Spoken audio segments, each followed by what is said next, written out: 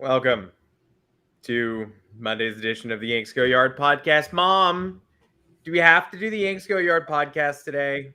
Do we? Are you sure that we definitely have to do it? The Yankees went into Tampa Bay this weekend with a terrible roster, with a bad lineup, starting Domingo Germán and Johnny Brito in 2 of the 3 games. Garrett Cole is the savior on Sunday. People tell you you're being too pessimistic if you say they're going to get swept because you got Cole on the mound. But those people saying you're being too pessimistic don't really know how this goes. The Yankees usually get swept full strength going into Tampa. So it was a completely normal thing to be like, oh, they're probably going to get swept. They didn't. They won a game. They lost the series. Totally acceptable outcome, given the roster, given the pitching matchups, given the way they always play at the Trop. Completely unacceptable performance yesterday in every way. And I've resisted calling this a 2021 redux for weeks now. Because I mostly because I don't want to accept it. Mostly because I don't want to be like, we're back. We're doing it again. The Red Sox are overperforming and the Yankees are underperforming. And the Yankees have blown leads and all that stuff. I've been resisting being like, 2 years ago all over again. But it might be 2 years ago all over again, right? Because we're seeing multiple worst loss of the year contenders lining each other up every couple of weeks. We're seeing unblowable leads get blown. We're seeing the Yankees get right up to that line of, well, this won't be so bad unless the worst case scenario happens, and then the worst case scenario happens. I would be feeling much better about the 2023 Yankees if Garrett Cole had taken the mound yesterday after the Yankees split the first 2 in Tampa and gotten killed and given up 7 runs in the first, and they lose 10-1. And then I'm going, all right, Razor's hot as can be. We took 1. First bad Cole start of the year is what it is. Of course, that's not what happened, though. Of course, that's not what happened. Of course, they were up 6-0. Of course, everybody was saying this is the first time I've enjoyed watching this team in weeks. Of course, people were saying extend Harrison Bader, which, by the way, I would extend Harrison Bader, but certainly less easy to make the argument that he's changed everything when they ended up finishing their worst singular loss of the year so far and in years, honestly, yesterday. And Thomas Carinante, I'll throw it to you in a second for a fun promo. In case anyone's still having fun here. And you can find this podcast, as you always can, on Apple Podcasts, Google Podcasts, Spotify, and wherever you get your podcasts, as well as on YouTube, 2 o'clock Eastern, Mondays and Thursdays. And I brought Google Podcasts back because one of our commenters actually said, I took it out of the spiel in the last episode. Wow. And he was like, I actually use Google Podcasts. It's better than Apple Podcasts. So shout out. It's back. If you're a Google Podcast user, you can find us there as well. Yeah, I don't know. The worst loss I can remember of the Baby Bombers era was that 7-2 ninth inning lead in Houston that they let go in the last game before the All-Star break. And not to minimize that one, because it was real bad, but they'd taken the first 2 games in that series. So we were obviously upset. It's the last game before the All-Star break. It colors the entire first half in a different way than if you've gone on the road and swept Houston. But they took 2 out of 3 behind Cole and Nestor Cortez in that series. Were we spoiled back then when we called that the worst single game of all time? And then a couple weeks later, watched Domingo Germán carry a no-hitter into the 8th inning at Fenway 4-0 and blow that game? Those 2 were horrendous. This one, all things considered, where the Yankees sit in the division, etc., I think it's the worst of the era. Single game loss. I really think it is. And Thomas Carinante, feel free to give everybody a little gift here before you take a whack at this. But I think, like, prisoner of the moment, I was obviously extremely angry after that Red Sox game and the Astros game. Red Sox game, I remember putting on my earbuds and walking through the road. Like, I'm going to go wander the streets. That was really bad. This was bleaker.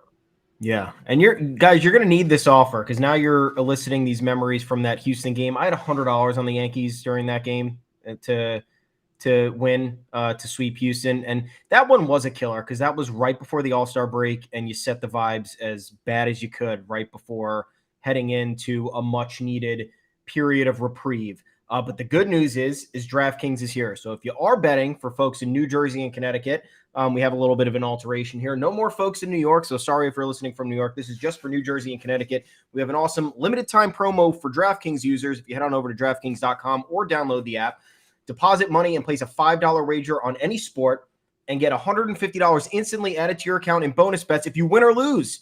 So if the Yankees ruin your life like they did yesterday and you manage to put $5 on them, you arbitrarily get $150 in bonus bets. And then you can keep betting on the Yankees until all that $150 in bonus bets is gone. And then you can come on the podcast and join the chat and start yelling about them because that's what we do. All you have to do for this is use the code YanksGoYarn. Yanks Go Yarn. Should we rename the podcast Yanks Go Yarn? Because they don't go too late. Can we get rid of the Yanks part too? I would rather talk about yarn. Just yarn go yarn. I don't want to talk about the Yankees at all. A yarn could be a story too. Oh, God. It could be a long tale. I love it. We got to do it. So you got to go to DraftKings and you have to punch in the code Yanks Go Yard at sign up, and you got to be a first time user. Using this code Yanks Go Yard is a great way to support the podcast. So if you haven't yet gotten a DraftKings account, if you haven't gambled yet, or if you're using other betting platforms, please head on over there. Do us a solid. Sign up with this code again, Yanks Go Yard, and place that first bet. This is for new customers only, 21 and older, and physically present in New Jersey or Connecticut. Please gamble responsibly. If you have a gambling problem, call 1-800-GAMBLER if you're in New Jersey, or 888-789-7777 if you're in Connecticut. This is a valid one offer per customer. It's a minimum $5 deposit and $5 wager required. Rewards issued as non-withdrawable bonus bets and expire 7 days after being awarded. So please be on top of that. See full terms at DraftKings.com. I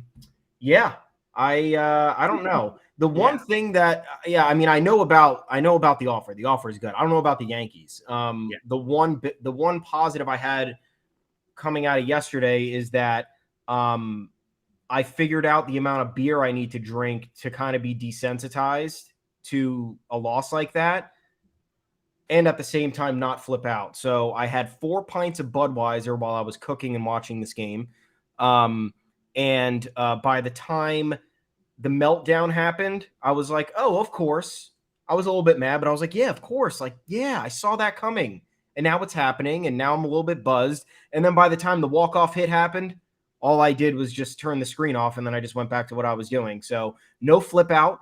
A little bit of feeling of shame in the morning when I woke up today because of how embarrassing that was. But if you need, I don't know if your guys' tolerance is like mine. Maybe it's stronger, maybe it's weaker. 4 16-ounce beers, and you're good to go.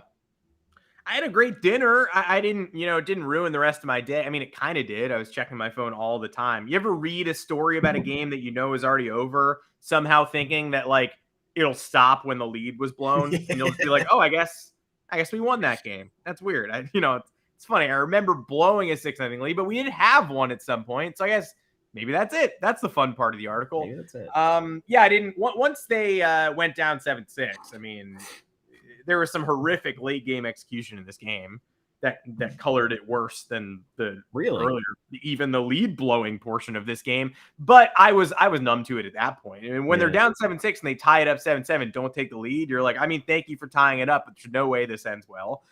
They got Oswaldo Cabrera on second in the 9th with 1 out, and you're like, got to score him because you'll actually probably win if you score him, and then nobody does anything. Don't even really come close to getting that runner in, and then free runner on second in extra innings, which is such a nice gift from Rob Manfred and a rare opportunity for the road team surviving through to extra innings to actually get the leg up on the home team, because you get the first shot to get the runner home. You got the top of the lineup up. You got Jalen Beeks, who's been dreck all year long for the Rays. You got a bullpen guy prone to implosions, and Volpe and Torres and Rizzo up. By the way, hate to do this to Anthony Rizzo, but Riz 0 for 14 with 8 strikeouts with the runner on third and 2 outs. That's as bad as it gets. How many more at-bats do we need to pile onto that? When does the first hit come? It's not easy to get a hit with a runner on third and 2 outs, but 0 for 14 with 8 strikeouts. Got to do better than that. If you're a team leader, if you're one of 4 major leaguers in the current lineup, and once it gets to Rizzo, runner on third, 2 outs, he ain't scoring. And the contact play, which we literally 2 days ago were like, hey, let's never see that again, shows up in the 10th inning. Just like, oh, let's try that again. Hey, runner on third, just start sprinting. If there's a hot shot, don't look at it. Just run for the plate. Ah, well, he's out. He's even tagged twice. He's tagged, and the umpire's like, oh, let's pretend he wasn't because I'm bored. And then he gets tagged again. And they don't. I'm glad they tied it up, I guess, after falling down 7-6. But that was encouraging. It was somewhat encouraging. It was all somewhat encouraging, but it all comes back to the fact that if they had won this game, obviously the Rays are coming back, right? So there's no way, even in a best case scenario, there's no way it's going to end 6-0 because the Yankees would never do that to us. Never. Let's say they win the game 7-4 or something. You'd still look at the RISP stats at the end of this game and go, oh my God, come on. Because obviously they piled up a few of these in the 10th. But they go 0 for 3 with RISP in the 10th. But overall in the game, they're 1 for 15. So even giving them the benefit of the doubt, saying they score all the runs they did score on the Bader homer and the Rizzo homer, they'd be 1 for 12 through 9 innings with RISP. And you'd go, man, we really got out of that one lucky because we gave the Rays every opportunity to find their footing and come back. But yeah, Garrett Cole with a 6-0 lead in the 5th. Like, of course, leads are blowable. It's not like there's no lead that's not blowable, especially when one of the teams is 27-7. So I'm not speaking, I'm not saying the Yankees, they can't blow a lead to the Rays. They just can't. Of course they can. You can blow anything to anybody. And it was 6-2 pretty quickly. So then that's just a 4-run lead that you're taking into the middle innings. And you can blow that, but you can't blow this lead with Garrett Cole on the mound. You can't. You absolutely can't do that. You can't. You cannot afford to do that because they lost this game with their ace on the mound who's been untouchable this year and hasn't allowed a home run. They're 10 games out of the East. The East is pretty much over. Not to Sal Licata this, but, the East is done. The Yankees are not catching the Rays. Somebody might catch the Rays, but the Yankees are not catching the Rays. And they probably weren't catching the Rays anyway, regardless of how this weekend played out. But 2 out of 3 with your ace stomping on their face in the final game is really the best case scenario. They could have taken the Friday game too. They came back from 4-0 and tied it up and gave up the tie-breaking run on a dropped fly out. This series was horrendous. We have some pluses to talk about because game 2 was pretty good. It shouldn't take days of life out of you to win one game in the series. It did. That one win felt like, I don't know, death gripping my heart and holding it for 3 hours. They did win a game. There were some nice moments in that win, but they fumbled their food. I called them the Dallas Cowboys on Twitter yesterday. How are they not the Dallas Cowboys at this point? They are. It's been 20 years. If not for the 2009 World Series, they would be regarded as the Dallas Cowboys. Yeah. 4 for 33 with runners in scoring position. And the manner in which these games transpired. So you had Friday. I know the lineup isn't good, by the way. Like, I'm not arguing for home run after home run with runners in scoring position. But when you've got bad hitters up, they at least should be fundamentally sound. They should be able to move runners over and get runners in. And you had good hitters up in the 10th yesterday, and they couldn't do that. You need to execute at a high level if you're going to be not that talented, and they're not doing that. I'm not even asking. I'm asking for an accident, a blooper, hit into no man's land, in the hole in the infield. Like, they're not even getting that, which makes this feel like it's cosmic shit going on, because it doesn't make sense how inefficient they can be on that front. And again, this is a complaint for 3 years. This is not something we just birthed over the weekend and saying, oh, this is a problem. This is a problem for years. And this lineup has largely been, the core of it has been the same. And then you have, we'll go back to Friday in a second, but the manner in which yesterday was lost was a true loser's game. A loser's game. Loser's game. You have your best pitcher on the mound. And of course, you knew deep down that once the unraveling began in that top of the 5th, that this was going to be Garrett Cole's game to melt down, because he needed one. And it usually happens in a big one. And it usually happens against a division rival or a rival in general. And the sick part about it is that the camera looked over at Aaron Boone in that 6th, in the top of the 6th, which Cole didn't even get an out during either. Double, walk, home run, out. taken out, not gotten out, taken out. Mhm. And you saw after the Manny Margot walk, the camera looked up at Boone and he was itching. He was itching to take Garrett Cole out. And I was sitting there and I was saying, you can't take Garrett Cole out because you need the length. You need to trust your $36 million a year pitcher to get through the bottom of the Rays lineup. And Garrett Cole has done this before. He's no stranger to getting himself out of trouble.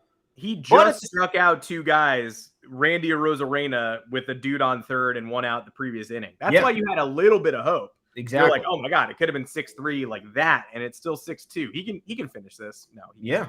And the sick part is because this is why like nothing is right now, and there is something going on that's just beyond the play. Is you saw Boone's face, and he wanted to take Garrett Cole out when Christian Bethancourt came to the plate. And in your head, you're like, there's no reason he should do this. But then the result happens, and you're just thinking to yourself, okay, I'm not going to fault Boone for not taking him out because you're going to trust Jimmy Cordero there. I don't think anybody is. Maybe there could have been another bullpen move. You had Michael King warming there and brought him in. I don't know. The situation's imperfect. It's a very difficult one to navigate. But if Boone really wanted to act with his gut, like he did those 2 games with Clay Holmes against the Guardians, then why would you not keep rolling with your gut and take Garrett Cole out there? And that's where this, it seems like you're doing the Captain Hindsight argument for all this. And it's like, oh yeah, of course you're going to be mad at Boone for not taking Garrett Cole out because of the result that happened 2 seconds later. It's like, no, I'm not angry about it. I'm just wondering why. I'm literally watching him. He's like holding him every ounce of himself back from leaving the dugout and taking Garrett Cole out, and he doesn't do it. And then the next pitch is a dead center 3-run bomb to tie the game.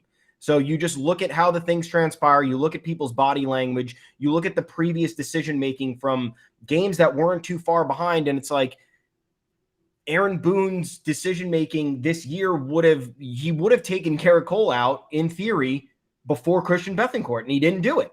And I don't know why. And again, I can't fault him, but at the same time, it's like, why are we not, if you're going to manage with your gut, manage with your gut.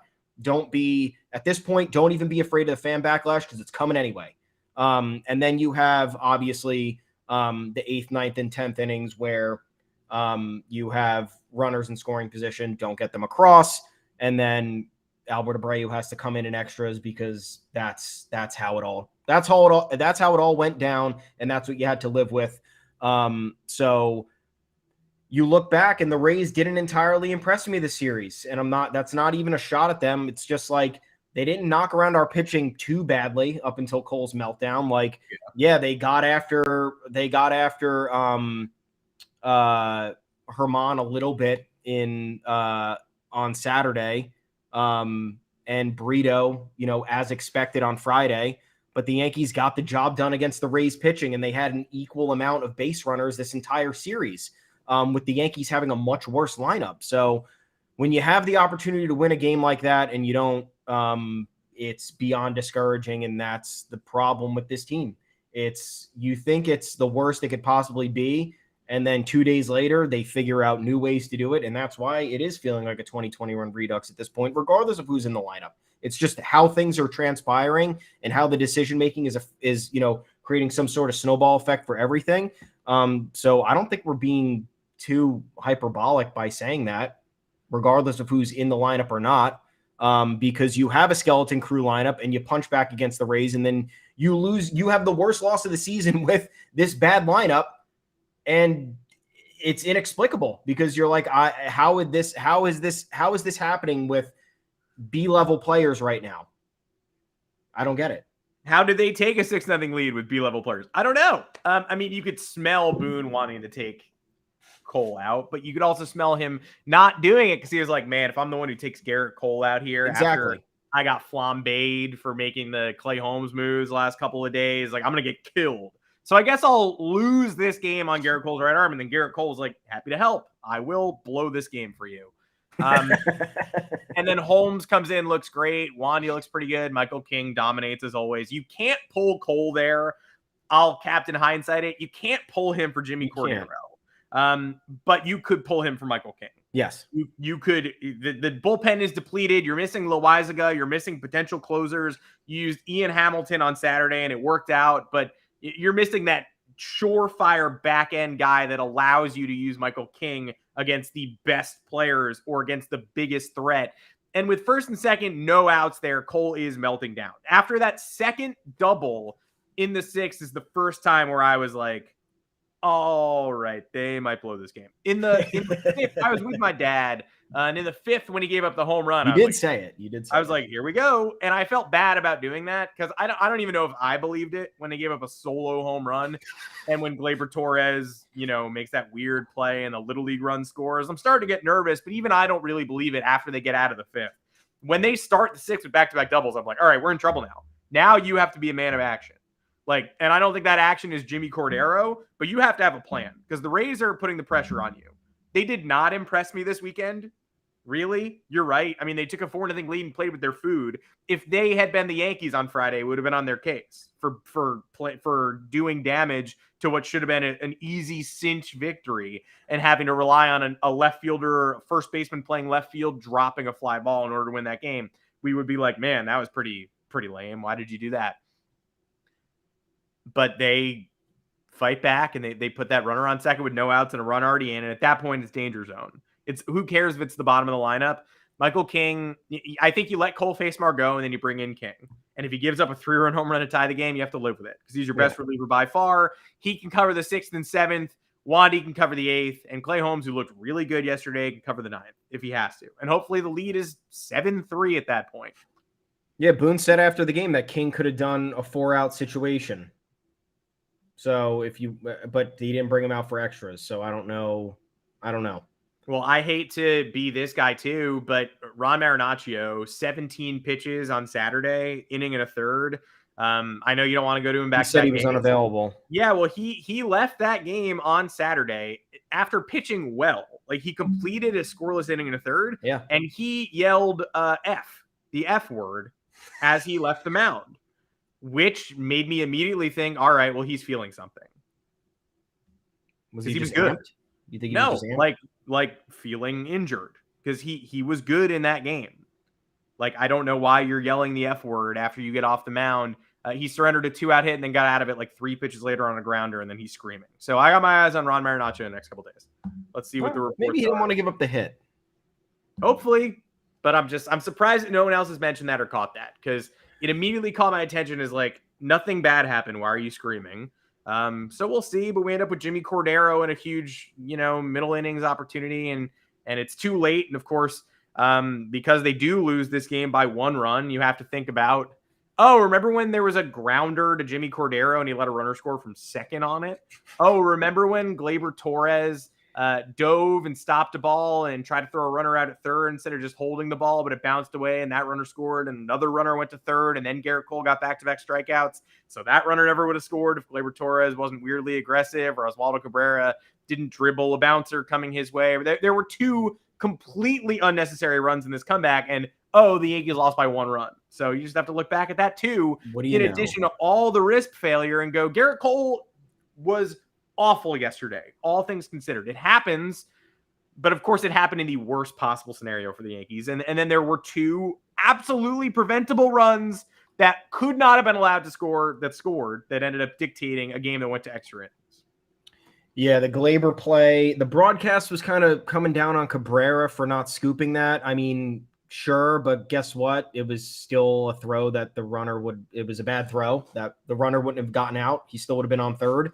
And then you had that play by Gleyber in the first or second where he just didn't throw to first base and instead just fell backwards, and it almost put the Yankees in worse trouble. So Gleyber Torres, I don't. It's just every time he tries to redeem himself, he does 4 things that make you question why he's still on this team. The Cordero thing's insane. Dribbling ground ball. If you watch the frame and go back, if you watch it frame by frame and go back and watch how it all unfolded, he looks to third base and still throws it to first. So he sees the runner turning around and making the turn around third, and then he lobs it to first base. He doesn't even throw it. He lobs it to first base, which gives who was it? Jose Siri, even Yeah. more time to get around third and make it to home. So it was one of the craziest plays you'll ever see because he noticed it was happening. And then instead, maybe I guess in that moment, he looked just out of instinct and then realized he should have threw it home. And then as he was doing it, he was just like, ugh! And he lobbed it to first and he was like, fuck, well, I just did everything wrong. But yeah, and then Friday you have Jake Bauers, 95% catch probability on that line drive to left field, and then he kicks it to the wall. And then you thought the runner was thrown out at home because, again, the umps wanted to have fun. They were fucking bored. So they call the runner out. Then they go back to replay. Then he was safe. And then you knew the Yankees were dead after that. But, yeah, there were positives. There were some positives. What were your positives? Saturday's game was nice. I enjoyed that almost, not wire to wire because they were down 2-0 in the 8th. So it's not like, oh, man, what a relaxing Saturday afternoon watching the one wrist hit that mattered. Yeah, Harrison Bader found a bloop. He found a blooper. He didn't start that game. He came up with 2 huge hits, and they eventually cashed in once. He's absolutely electric. I don't really care if he's a sustainable 360 hitter with power. I still think the Yankees can't let him go. He's a professional. I think they need to find a way to keep him on this roster. All-around baseball player. We talk all the time about how hard it has been to find players who want to be New York Yankees. He wants that spotlight. He wants that spotlight in New York. He does not want it in Los Angeles, California. He is a local. He is a native. He needs to be here for quite a while. And I don't really care if he misses games, honestly. I think you need to pay the price, which is going to be comparatively lower to keep him on this team. Michael King's still elite. Domingo Germán might not be so bad after all, even though Kyle Higashioka tried to bone him by calling a 2-strike pitch and a 1-strike count, force him to come back in on Margot in the first inning. I forgot about that. Again, this team just not locked in at all. This team, and that's got to come back on Aaron Boone too. This roster is undermanned, but they're also playing stupid. There's no way they're getting the most out of the talent they still have. Yeah, there's no way they're getting the most out of the talent that they still have. And Kyle Higashioka just not locked. It's the first inning, and he's not locked in. So that could have been a killer, but wasn't. And then Ian Hamilton has the clutch gene. I mean, that was a great first ever save opportunity. He's great. They talked about him as a guy who had his jaw broken by a line drive and went in the dugout. You could tell from both looking at him and from watching him pitch, he is completely fearless. He gets the first 2 outs of the 9th, almost gets a pitch clock violation on a 3-2 pitch, but instead delivers a pinpointed 96-mile-an-hour fastball to get Taylor Walls, who looked extremely beatable this weekend, to strike out. He gets 2 strikes on Luke Raley, gives up a rattling double into the corner, all of a sudden has tying run on second, 2 outs, got to come up with against a pinch hitter who's killed us. And he goes strike 1, foul ball, gets him to swing over and top a slider into right field. And IKF takes it home. Imagine where we'd be today if IKF had succumbed to the roof at Tropicana Field and dropped that ball or something. He's not a right fielder. It would have made sense if that had happened. They win a huge game on Saturday and are unable to follow. If they, again, just followed it up with a stinker on Sunday and just like lost 7-1, we would be like, yeah, I mean, that makes sense. But I'm glad they were able to take one of those.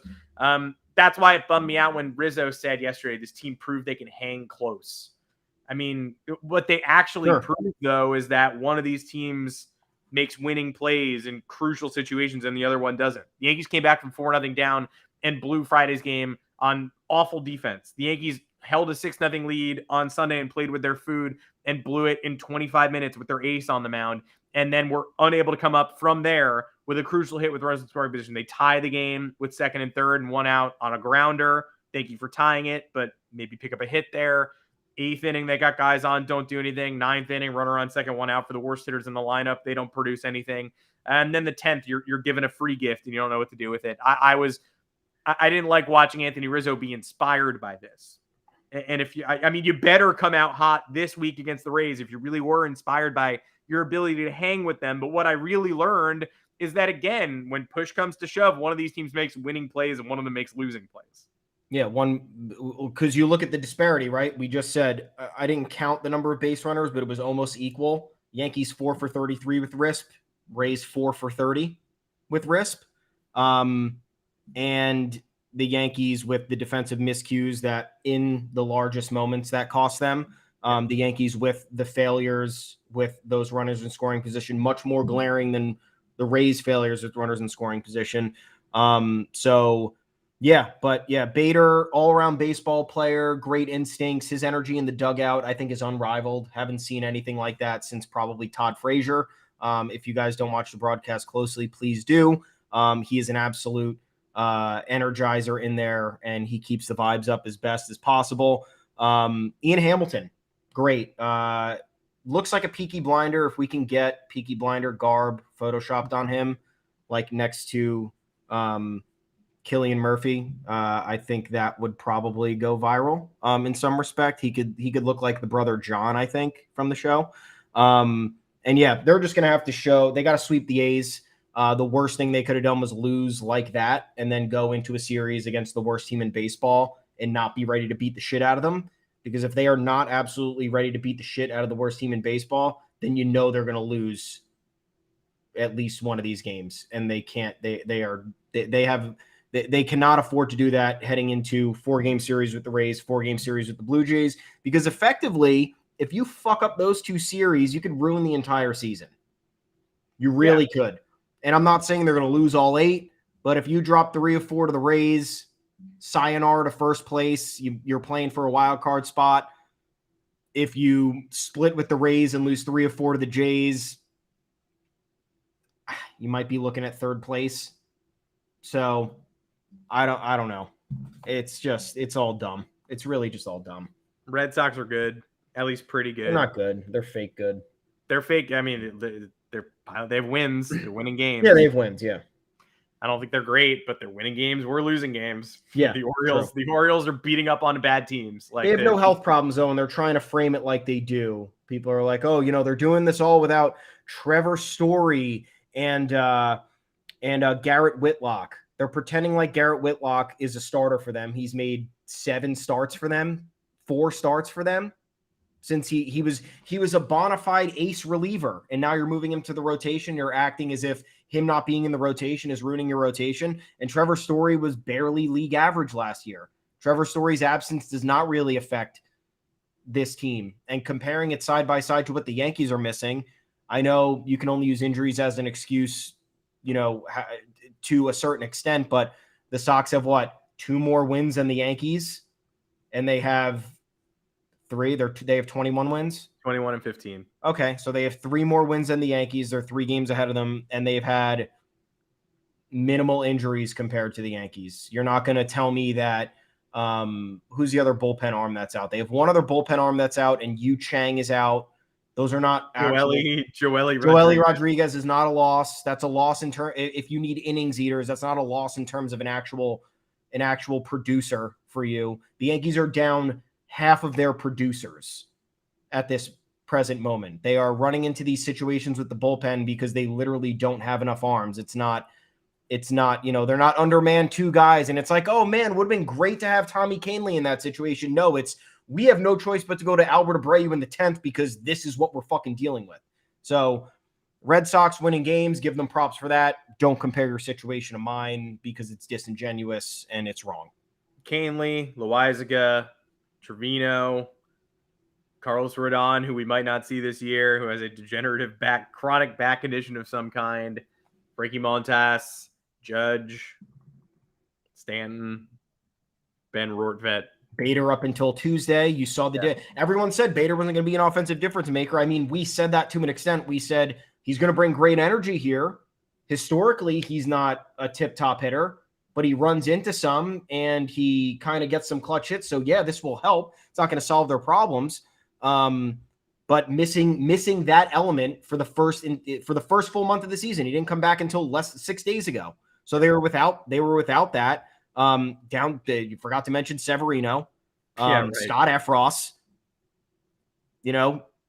Josh Donaldson, one of the best players in the league. He bangs. Yes. We'll see him soon. But yeah, the situations are not comparable. And the fact that it's a revolving door of guys coming in and out, and Aaron Boone having a mix and match, and Aaron Boone cannot mix and match. I think that's the issue here. He cannot do more with less. He can only do less with more, and then he can do even less with less. So I don't know what happened. Yeah. Can we get a Dodgers fan? I would love to see Dave Roberts manage this fucking team. I really would. Dave Roberts sits there They make this roster, the Dodgers make their 2023 roster willingly worse. Yeah. They say, you know what, we're going to get rid of some of these high price guys. We're going to let the younger prospects play that we think we have faith in. And they go into San Diego this weekend. They spoil 2 games in the top of the 9th. They tie it up. They win them both in extras. I can't see the Yankees even attempting to do that on the road right now.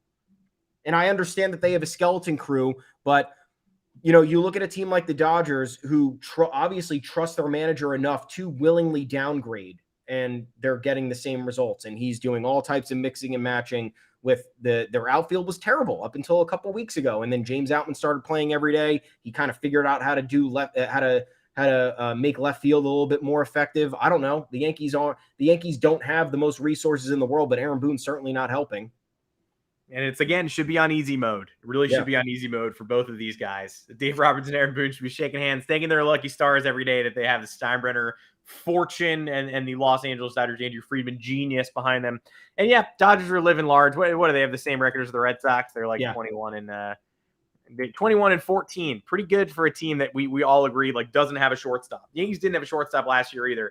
Got out to this hot start. We'll see if it sustains for the Dodgers, but I'd much rather be them than us right now, not just because we're in last place. But if you are in New Jersey and Connecticut, you're a Yankee fan feeling despondent about yourselves, we have an awesome limited time promo for our new DraftKings users. That's new users only. But if you deposit and place a $5 or more wager on any sport, you get $150 instantly added to your account in bonus bets, win or lose. All you have to do is use our code YanksGoYard at sign up to redeem. Yanks Go Yarn, not yet an active podcast or code, but it might be by the end of this week because, again, I'm pretty sick of this shit.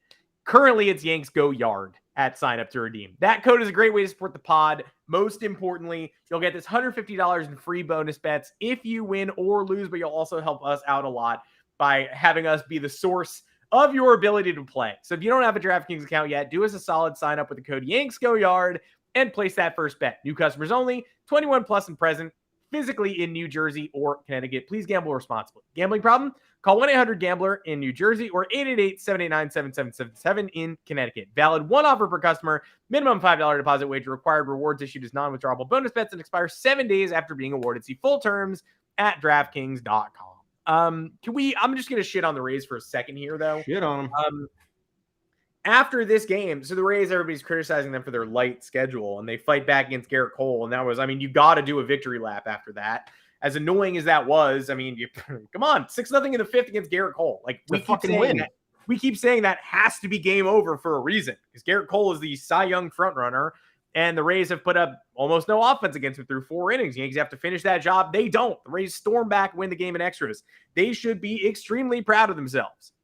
And after the game, they tweet, they get funny. They flex their muscles a little bit, and they tweet a picture of the big hit or video, and it says, weren't we supposed to start playing real teams by now? Fine, because everybody was saying that about the schedule. Yes, I get it. That's a fine tweet to make. It would make me frustrated, but it's a way more effective tweet than the Guardian saying we're playing in Queens again, or whatever the shit they've been doing is. I would look at that and go, ugh, good tweet. It's a good tweet. And then they deleted it.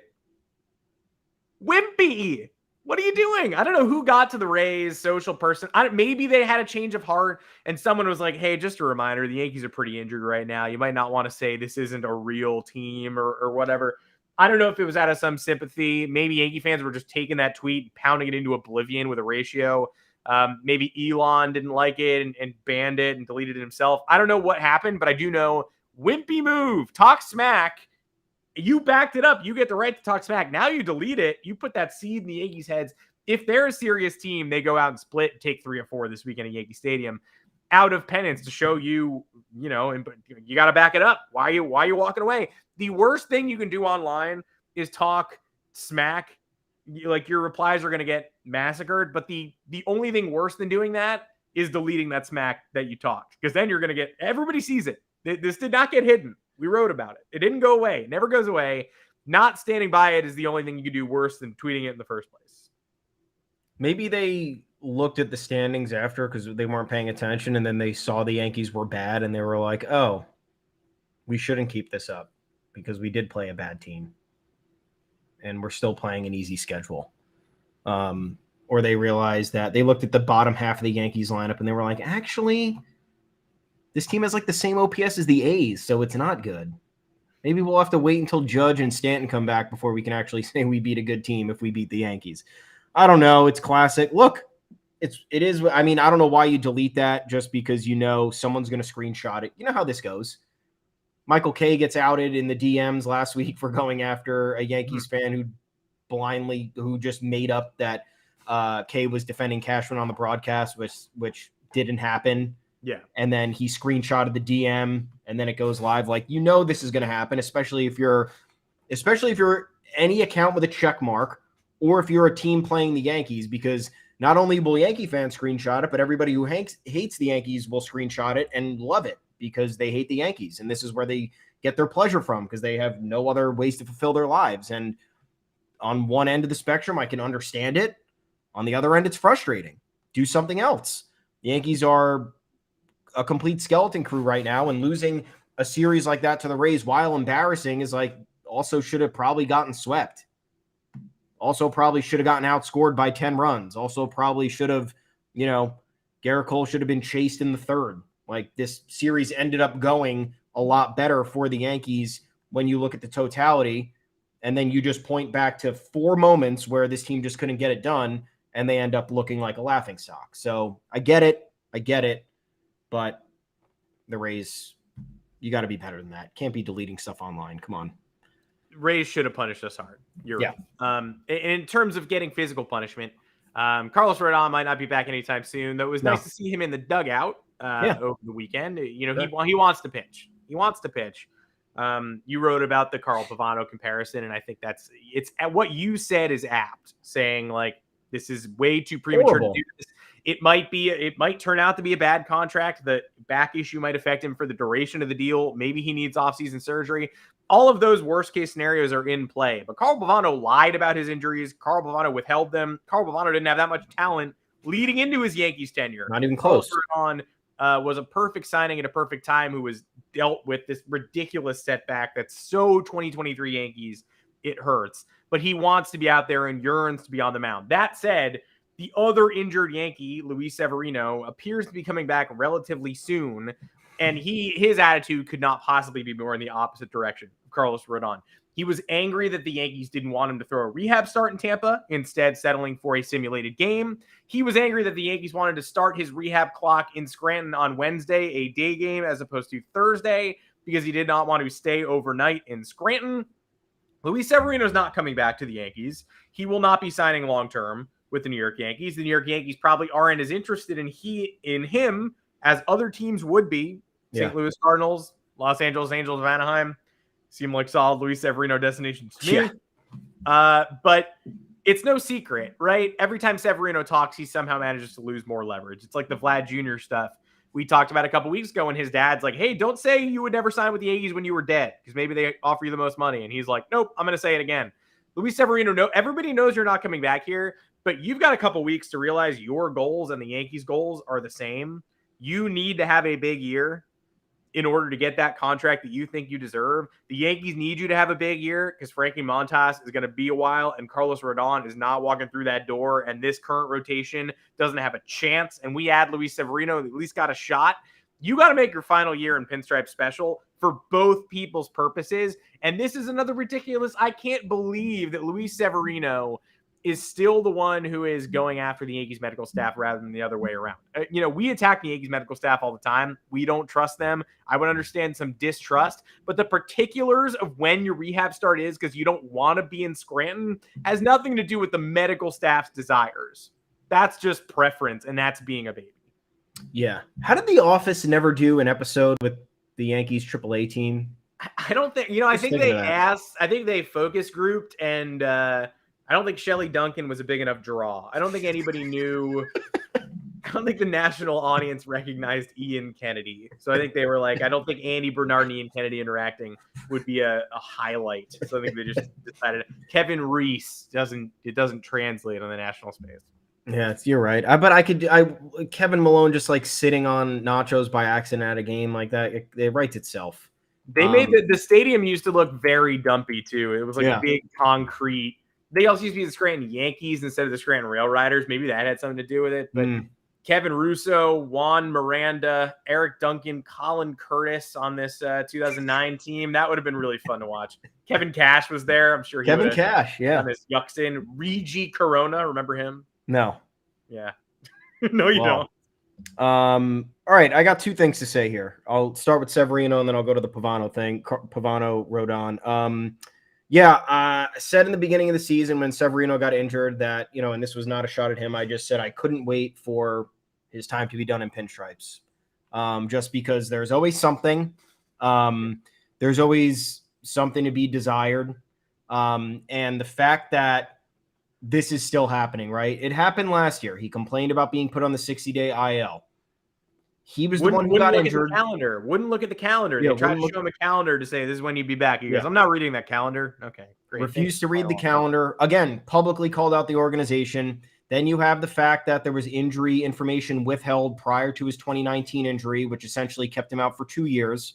Forgot the start time of an ALDS Forgot the start time of a playoff game. Has one career playoff win. I think that's important to note, too. In 11 opportunities, he has one playoff victory. It was Game 4 against Cleveland in 2017. It's almost impossible to have the playoff numbers he's had with the talent he has, but they're quite pungent.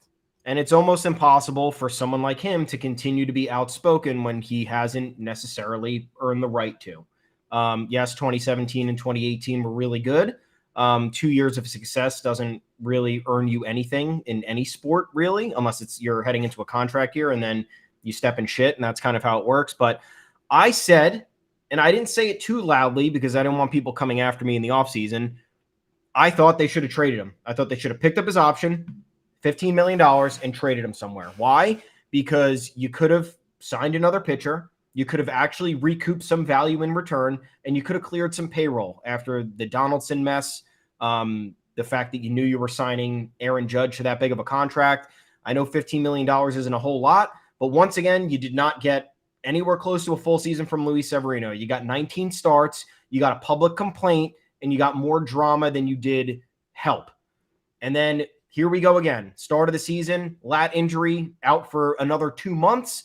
Now he's talking about how he is comfortable with the rules, but still needs to adjust because spring training feels so much longer ago, but yet he's complaining about having an extended rehab assignment as they try to get him back. So all in all, he's the one who's been injured. He's the one who has played a role. Also, I think the Yankees medical staff is obviously bad. So Luis Severino is not the sole person to blame in this situation. It's a toxic relationship that both parties keep going back to. One has no choice. The Yankees keep diving back into this well, and I don't understand why.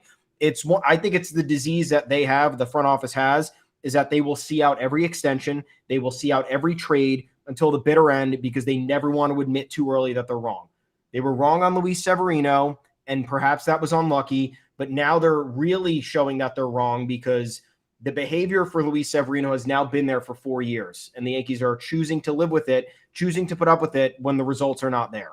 So the fact that he's complaining about something as minute as this and giving the Yankees bad headlines during a time where the play is just as bad and he's still figuring out a way to get himself to the forefront is toxic. And they keep employing these players and they don't want to part with them. And look, we wanted Joey Gallo traded the offseason after that first half, and the Yankees let it go on for another 6 months, and it got worse and it got worse. And 2021, and 2022 ended up, crashing down after we traded him. So the Yankees, it comes down to the Yankees not wanting to admit a mistake or just move on from repeated behavior that's poor.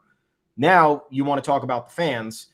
I hate the fans. I hate this fan base. And I don't care if you're going to actually tune out and not listen anymore, because I do. Because the fact that we have people on Twitter, and it's a big contingent on Twitter because it's trending. It's Carlos Rodon, Carl Pavano, we're trending. Yeah. The fact that you want to live in the toxicity and the negativity and all of this just disdain is horrible. You have Carlos Rodon, who signed this contract, talking about wanting to be a Yankee, talking about wanting to win a championship, talking about how he loves the energy of this fan base and how he will get the response that he deserves after a good start or a bad start. Doesn't care about getting booed. Knows that those are the stakes here. Now this guy's injured. He's being as honest as he possibly can with the organization, as clear and candid as he possibly can to avoid coming back early and then getting shelled and then going back on the IL and having this be a gigantic mess. And then you are all going on comparing him to Carl Pavano, which is not even comparable because the Yankees signed Carl Pavano out of spite because he kicked their ass in the 2003 World Series, and then they were on full tilt after the collapse in 2004. So they needed something at that point to acquiesce everything that they were literally unable to undo because the damage was done. It affected them for the next, 5 or 6 years. And that was how it transpired. Carl Pavano was never as even close to as good of a pitcher as Carlos Rodon was. He had one good year, and that was 2004. It was a 6th-place Cy Young finish, and he was not a power pitcher. He was not really an outspoken guy. He wasn't necessarily a bulldog. He wasn't a number 2 starter that you would rely on in the postseason, at least in my opinion. I don't know how you feel. From New England too, yeah. So Boston fan. Exactly. And then you go into the fact that he hid the back issues coming into New York, which eventually developed into the shoulder problems. He hid the car accident in 2006 that resulted in fractured ribs. Brian Cashman literally publicly said he felt like Carl Pavano was trying to sabotage the medical staff's efforts to get this team healthy and get themselves in a good position. So the fact that you're just baseline comparing, Carlos Rodon signed a big money contract, so did Carl Pavano, they're both injured, this is the situation all over again. You're literally trying to contrive a reality that doesn't exist because you want to live in the doldrums. And this is why you suck. This is why you make things less enjoyable. This is what the Twitter discourse is. And this is why I have to come on here for 7 minutes and talk about this when I don't need to. I understand there are a lot of bad vibes around this team, and a lot of them, the anger is legitimate. The managing, the roster construction, the poor play out of players who need to be delivering in a moment like this when half the roster is out. But you don't pile on a guy who's trying to come back from an injury. It's like piling on Giancarlo Stanton for having a hamstring injury. Yeah, it's frustrating. I think the ultimate blame goes to Brian Cashman for that because you knew that was his history. At the same time, you knew this was Rodon's history, but a chronic back issue that never showed up before. This is just a sad discussion that we'd rather not talk about. It's something that, again, is a cosmic spiritual thing it's witchcraft affecting this team that we don't really have control over. Get mad about the things that warrant anger.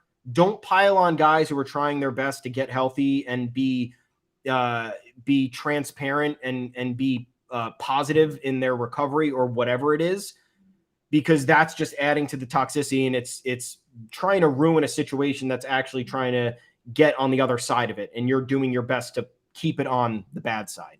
So and please Rodon felt no pain. Like Rodon feels no back pain. He feels strange. It's ridiculous. It's crazy, but it's not anything to go insulting the guy about or making a parallel to somebody who was obviously a bad acquisition and also toxic and unhelpful. Yeah, but that's what I think is important. He's got restricted range of motion and doesn't feel like he has the same level of command, but he's not hurt. So if he wanted to, he could come back right now and pitch poorly and not tell the Yankees about this because he doesn't feel pain. They said, do you feel pain? He could say no. He could go out there and struggle and get shelled and get booed, but he's not doing that. Carl Pavano didn't seem to want to come back and pitch. He never wanted to be a Yankee. 18-8 with a 3 ERA in 222 1/3 innings the year before we signed him with 139 strikeouts. Not a pitcher getting extremely lucky in mixing and matching for 1.5 years of his career. And then he comes to the Yankees and everything falls apart. And then luckily down the line, back when the Yankees used to have the good karma breaks, they faced Pavano in the 2009 and 2010 playoffs. He shuts them down for the majority of his start, and then they win both of those games. He pitches like 6 shutout. Jorge Posada and A-Rod get him in 2009. And then the next year, matched up with Andy Pettitte, Lance Berkman gets him. And the Yankees prosper twice because it's like, you try to shove that giant contract in our faces, we're going to beat you when it matters most, even when you think you have us on the ropes. Now we don't have that karma advantage for whatever reason, but people still hate us as if it's the mid-90s. And that's why I call us the Dallas Cowboys, because thank God we won the 2009 World Series. Thank God we won the 2009 World Series. Because if not for that, we would be on the verge of some true demolition devastation. The New York sports radio airwaves would be just people calling as if like it was an escape from New York. You would hear police choppers. New York would look like what Republican senators say New York looks like if we had not won the 2009 World Series. Like it that would happen in 2021 would have been the full end if we didn't Yes. win the World Series in 2009. 2021, the riots would have taken hold. Imagine if the pandemic was after 2021, there would have been no I'm nostalgic from New York baseball. You would have been like, oh my God, thank God, take it from me. Do not come back. Oh my God. Yeah, this is just if we don't have the $500 million investment offseason, I don't know where we are. But yeah, it's the decision making, it's the infighting with the fan base. You know, that doesn't make things better in general. You know, people constantly are like arguing about nothing, arguing about who you think is a better bounce back candidate, arguing about, you know, whether you think Brian Cashman, you know, you pick out 3 of Brian Cashman's good moves and use that as a defense for him, or, you know, Aaron Hicks hits an RBI double yesterday and you think he's back. I don't know. It's just all off kilter. Nothing is real. You make the right decision, it's wrong. You make the right signing, it doesn't work out. There's stuff happening beyond our control, beyond perhaps the universe's control. And I think that's what we have to acknowledge here. Because I don't know. I really don't know anymore. I just think it's important that, like, you know, I think our fan base has been toxic for weeks now. I'm mad at our fan base.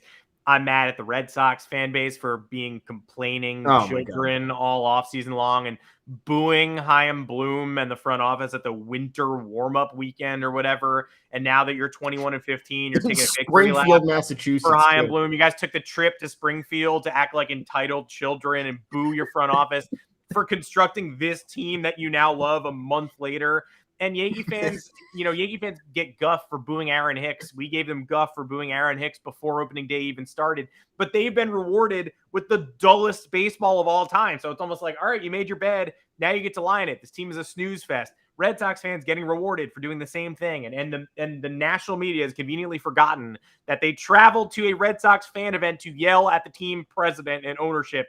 They have no appreciation for what that ownership has brought. They've won 4 World Series with 3 different GMs. They now have a 4th, and they're now sprinting out to have one of the best records in the American League. I wish there would just be some perspective there. And now the New York Yankees face Oakland, and Oakland is a bad team. And playing Oakland between 2 Rays series and then another Jays series after, you'd think would be a gift. You'd think that would be a nice thing. But the whole world is going to be demanding that the Yankees sweep this series. And guess what? The 2023 Yankees are not good enough to take care of business that easily. They might sweep. They really might. They might finish the series with a sweep, but it's not going to be easy. It's not guaranteed. Oakland has a better offense than the Yankees this season. 24th in OPS for the Yankees versus 22nd in OPS for the Oakland A's. Nestor Cortez coming back from strep throat.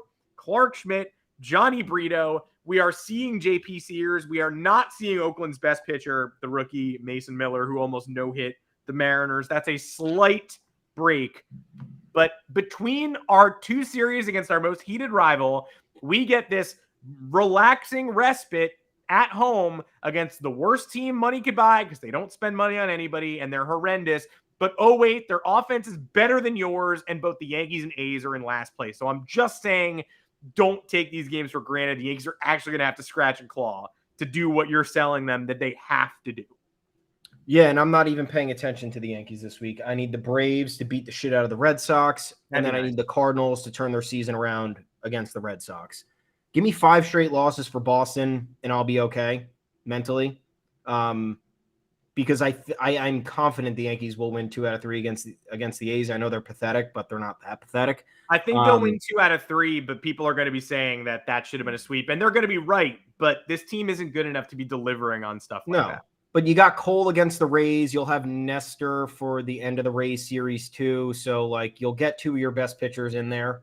Domingo in the Rays series as well. So you know, you take care of job again. You take care somewhat of business against the league's worst team, and I need the NL to just hit. And then the Red Sox, they take on the Mariners, who are heating up a little bit. That's the beginning of next week, and then they go on a road trip: San Diego, Angels, Diamondbacks. Those are 3 tough teams. So the Red Sox are going into a little bit of a gauntlet. The reason why I'm rooting against it is because I can't have the Yankee fan bullshit and the Red Sox fan bullshit converging. That can't happen. That's where things start really getting bad mentally, and just, discourse wise, like regular pieces of conversation that need to be discussed just get lost. You don't even know what you're talking about anymore. So yeah, I'll be paying attention to our rivals. That's what I'll be doing. I got to hear a proof of life apology from Red Sox fans telling me that, like, oh, yeah, no, I know. I probably should not have been so hard on Chaim Bloom before the season. And if I was going to be so hard on him, I probably shouldn't be celebrating his roster now. The Yankees have IKF playing third and batting sixth today. Aaron Hicks playing left and batting ninth. What are you doing? Can't wait. Let's go, Yanks. Let's beat the A's. We'll see everybody on Thursday. We'll be here same time, same place, 2:00 Eastern time. Mega-sized episode today because we were angry. Again, I had to work up all these emotions after putting them down yesterday. I put them in the hamper. I threw them away. I watched Succession, and I had to boil up all this shit again to scream at my camera today. I don't even really feel the same way anymore that I did yesterday, but in the moment, vitriolic, disgusting, and I'm one of the worst. I'm part of the problem, but I hate this team right now. I hate them right now so much. And you can find us if you hate them or love them on Apple Podcasts, Google Podcasts, Spotify, wherever you get your podcasts. I do these podcasts after bad games because I know when the Red Sox choke, I'm going right to Kravis's stupid podcast and I'm listening to that. I go to his Twitter feed and I read them. That's what I do. So this one today specifically was for the self-loathing Yankee fans and the people who very much hate us, because I would listen to what did I turn on after the Celtics lost yesterday? Bill Simmons' podcast this morning. It was embarrassing with Ryan Russillo. Ryan Russillo being very sarcastic, going, yeah, man, after every point Simmons made, because they're both angry at each other, and they hate each other as well, and they hate themselves, and they hate their own team, even though they're going to win the NBA title this year. So this one was a service to everybody who hates the New York Yankees. We're happy to provide that service. Until next time, I'm Adam Weiner. You can find me on Twitter at Adam Weiner. Thomas Carinante, where can the people find you? I'm at Tommy's_takes. Head on over to YanksGoYard.com. Lots of content there, lots of self-loathing content. All you toxic people will enjoy it. I know you're out there. I know you're listening. I know you're reading. I know you're commenting. Yes. At least do us a favor and do that. Find us both at the official Yanks Go Yard Twitter account at YanksGoYardFS. And yeah, we'll see how the A series goes. We'll talk to you again on Thursday, 2 p.m. Eastern, live right here. And we're just hoping the conversation's a little bit octave higher. Want to be here. Happy. Not here and pissed. See you on the other side. No Ken Waldichuk. Why are we even talking about it? This feels like the Yankees are playing a minor league tune-up in the middle of the season. That's why it's so painful, because this is a last-place team facing a last-place team. Whoop-de-doo. We'll see you on Thursday when it's all over. Bye, everybody.